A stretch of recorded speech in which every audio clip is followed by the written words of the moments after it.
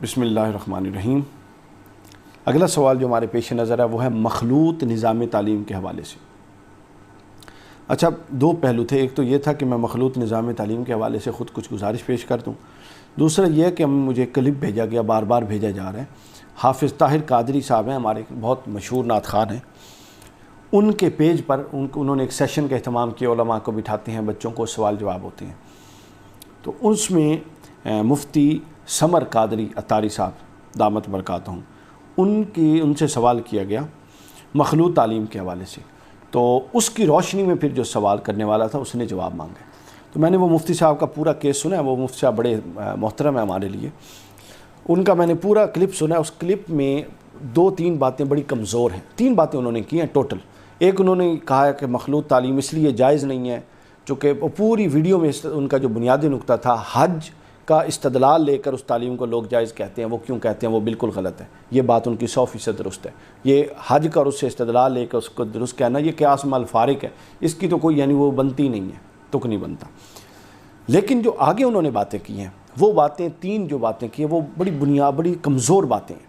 مثلا پہلی بات انہوں نے یہ کی کہ اگر مخلوط نظام تعلیم کے لیے حج کو بنیاد بنایا جائے اور حج سے اس کا جواز لیا جائے، چونکہ وہاں مرد اور عورتیں اکٹھی ہوتی ہیں، تو انہوں نے فرمایا حج تو فرض ہے اور تعلیم فرض نہیں ہے، اس طرح سے تو فرض نہیں ہے، فرض ہے لیکن اس طرح سے فرض نہیں ہے۔ تو یہ بات انہوں نے بڑی کمزور کر دی، یہ بڑا کمزور استدلال ہے۔ حج فرض ہے عمر میں ایک دفعہ صاحب استطاعت پر اور چند دنوں کے لیے، سمجھ نہیں؟ تعلیم فرض ہے، حضور نے فرمایا قبر، ماں کی گود سے لے کر قبر تک علم حاصل کرو، ٹھیک ہے، تعلیم حاصل کرو، ماں کی گود سے قبر تک تعلیم حاصل کرو، چاہے تمہیں چین کیوں نہ جانا پڑے۔ تعلیم پر اتنی روایات ہیں، فرمایا جو تعلیم کے لیے نکلتا ہے سمندروں میں مچھلیاں اس کے لیے استغفار کرتی ہیں، فرشتے اس کے لیے دعائیں کرتے ہیں، اپنے پر بچھاتے ہیں، بہت جو تعلیم کی راہ پہ نکلا اس کے لیے، اور اگر وہ مر گیا تو وہ جنت میں ہے۔ تو حج کی ادائیگی کے لیے بھی تعلیم حاصل کرنا پڑے گی، حج کی ادائیگی کے لیے بھی تعلیم حاصل کرنا، تعلیم ہوگی تو حج ہوگا نا، یہ بھی آپ نے ٹھیک کہا۔ تو گویا کہ انہوں نے نہایت کمزور بات کر دی کہ حج تو فرض ہے، یہ تعلیم فرض ہے پر اس طرح نہیں ہے، یہ اس طرح نہیں ہے، کوئی چکر نہیں ہے۔ حج فرض ہے مخصوص اوقات میں، تعلیم حج سے 5000 گنا زیادہ شدت کے ساتھ فرض ہے۔ تعلیم نہیں ہوگی تو حج بھی ختم ہو جائے گا معاشرے سے، نماز بھی ختم ہو جائے گی، روزہ بھی ختم ہو جائے گا۔ تو لہٰذا تعلیم اولاً فرض ہے۔ میں اسی سے پہ آ رہا ہوں کہ مخلوط تعلیم چیز کیا ہے، پہلے میں ان کے اس استدلال کی کمزوری واضح کر دوں۔ دوسری بات انہوں نے جو فرمائی وہ انہوں نے یہ فرمائی کہ اس ضمن میں انہوں نے پہلو میں نے بتا دیا کہ انہوں نے حج اور اس کا بیان کیا، میں نے بتا دیا۔ دوسرا میں نے بتا دیا، انہوں نے کہا جی یہ فرض ہے اور وہ فرض ہے اس طرح نہیں، وہ بھی میں نے بتا دیا کہ وہ اس سے زیادہ شدت سے فرض ہے، وہ ہر ایک پر فرض ہے، صاحب استطاعت کی شرط نہیں ہے، وہ پوری زندگی فرض ہے، اس میں عمر کی قید نہیں ہے، اس میں مال کی قید نہیں ہے، حج میں یہ سب قیدیں ہیں۔ تو لہٰذا حج اگر اتنے لوگوں کے لیے فرض ہے تو تعلیم اتنے لوگوں کے لیے فرض ہے۔ اگلی بات انہوں نے کی جو بالکل درست تھی، وہ اصل میں ان کو مخاطب ہی یہ حصہ کرنا چاہیے تھا۔ مخلوط تعلیم دیکھیے، ابھی بالفرض حج ہے، حج کا ایک نظام ہے، کل کو حکومت نظام بدل دیتی ہے۔ ابھی انہوں نے بدل دیا کہ زیارات کا آپ ایک ایپ پر انٹری کریں گے اور آپ جائیں گے، دوسری دفعہ آپ زیارات پہ نہیں جا سکتے، تو آپ اس سٹرکچر کے پابند ہو گئے نا۔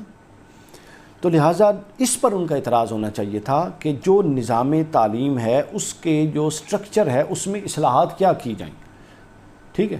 وہ نظام تعلیم اور اس کو ہی نگیٹ کرنے لگ گئے، یہ تو ہو نہیں سکتا نا۔ یا تو اب مسلمان اتنی پاور میں آئیں کہ پورا نظام بدل لیں، اور مخلوط تعلیم کو اسلام سپورٹ نہیں کرتا، اس کو ایک ایسا نظام تعلیم دوبارہ سے لے کر آئیں۔ اب کر کیا رہے ہیں، یہ تو کر نہیں سک رہے، کر یہ رہے ہیں کہ ایسی رائے دے رہے ہیں جس سے تعلیم کی اہمیت کو گھٹا رہے ہیں، سمجھ آئیے، اور جہالت جہاں سے پروان چڑھنے کے امکان ہیں۔ اب انہوں نے، سعودی حکومت نے اگر حج پر اس طرح کی پابندیاں لگائیں تو حج فرض ہے، لیکن آپ اس پابندیوں میں حج کرنے کے پابند ہو گئے۔ اسی طرح جو نظام تعلیم ہمارے ہاں ایک مسلط کر دیا گیا، اچھا یا برا، تعلیم چونکہ فرض ہے لہٰذا آپ اس کے اندر تعلیم حاصل کرنے میں مجبور ہو گئے۔ میں نے بتایا یا تو آپ بدلنے کے قابل ہو، بدلنے کے قابل نہیں ہیں لیکن تعلیم فرض ہے۔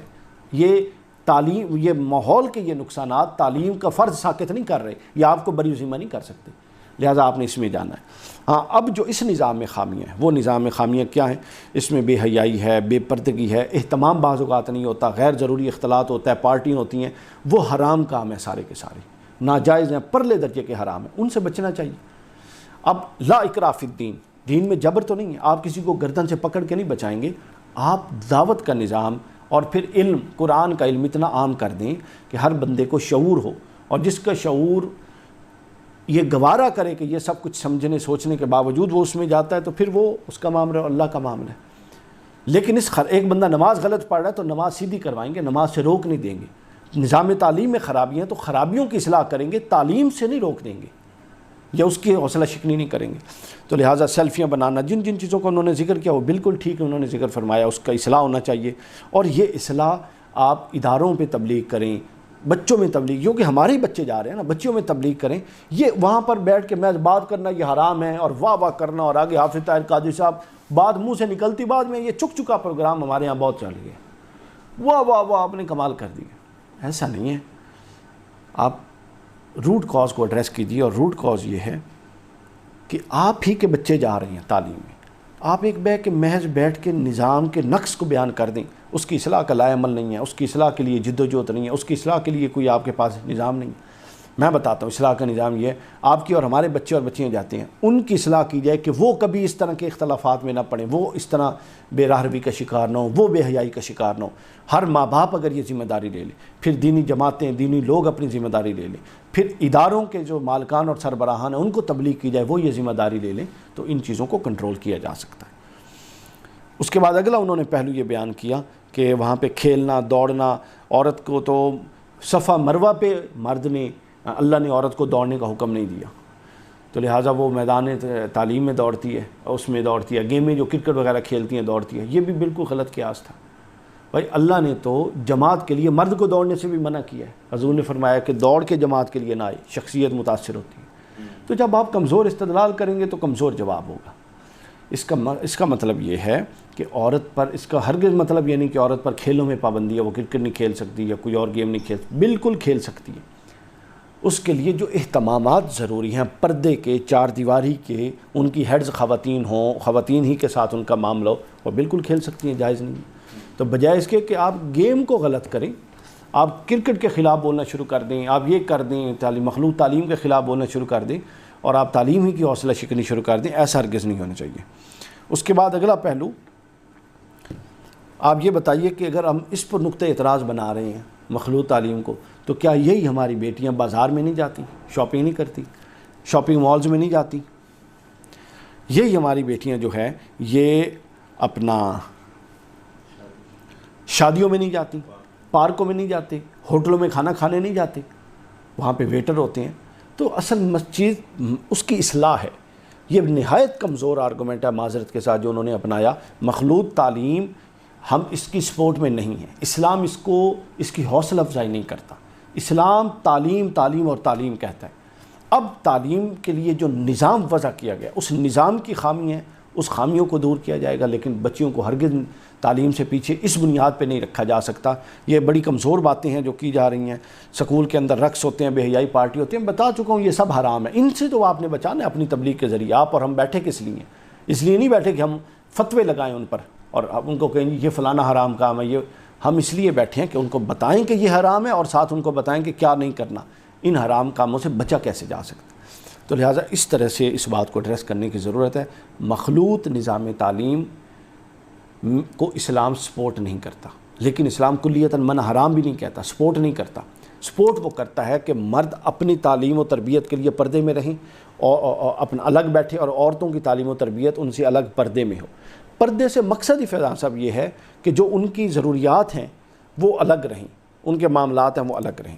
اچھا، اب جب یہ الگ ہو گئے تو میں عرض کر رہا ہوں کہ اگر یہ بالفرض الگ نہیں ہو رہے نظام تعلیم کی وجہ سے، ہمارے معاشروں کی وجہ سے، ہماری حکومتوں کی وجہ سے، انٹرنیشنل جو اب ایک مغربی سامراج مسلط ہے پورے دنیا پر، اس کی وجہ سے، تو آپ تعلیم کو ہرگز مائنس نہیں کر سکتے اس بنیادوں پر۔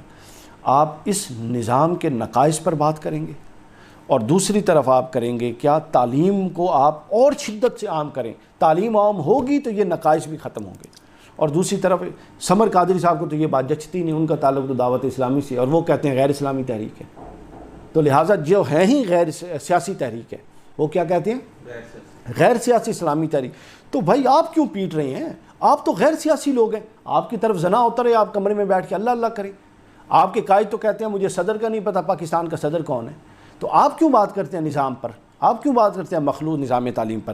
آپ کیوں بات کرتے ہیں بے حیائی پر اور ڈانسوں پر؟ آپ ہی کی تو یہ ڈالا ہوا بیج ہے، کیونکہ جب آپ غیر سیاسی ہوں گے تو کمینے لوگ سیاسی مناصب پہ آئیں گے اور وہ اپنی اس فکر کو نیچے تک نافذ کریں گے جو ہو رہی ہے۔